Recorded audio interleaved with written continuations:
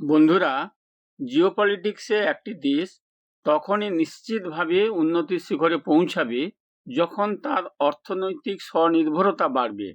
আর দেশের জনগণের মধ্যে এই স্বনির্ভরতা তখনই তৈরি হয় যখন তারা নিজেদের যোগ্যতায় দাঁড়ায়।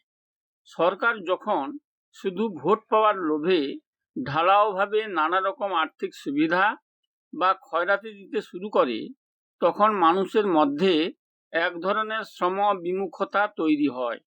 মানুষ তার নিজস্ব উৎপাদনশীলতা ভুলে গিয়ে পুরোপুরি সরকারের সাহায্যের উপর নির্ভরশীল হয়ে পড়ে। এর ফলে দেশের জিডিপি কমে যায়, থমকে দাঁড়ায় উন্নয়নের গতি, এমনকি মাত্রাতিরিক্ত খরচের কারণে একসময় দেশ ঋণের সাগরে ডুবে যেতে পারে। এই অবস্থায় নাগরিক হিসেবে আমার প্রস্তাব, দেশের স্বার্থে সুস্থ স্বাভাবিক মানুষেরা সরকারি অনুদান প্রত্যাখ্যান করে নিজেদের উপার্জনে বাঁচুক।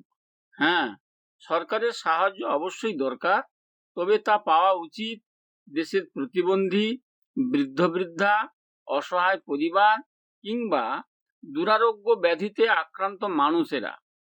কিন্তু তা না করে গড়পড়তা সবাইকে এভাবে টাকা বিলিয়ে দিলে মানুষের রোজগারের স্পৃহা চিরতরে শেষ হয়ে যাবে।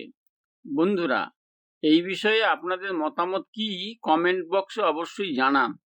ভিডিওটি ভালো লাগলে লাইক, শেয়ার ও সাবস্ক্রাইব করতে ভুলবেন না। দেখা হবে পরের ভিডিওতে। সবাই ভালো থাকবেন। জয় হিন্দ, জয় ভারত।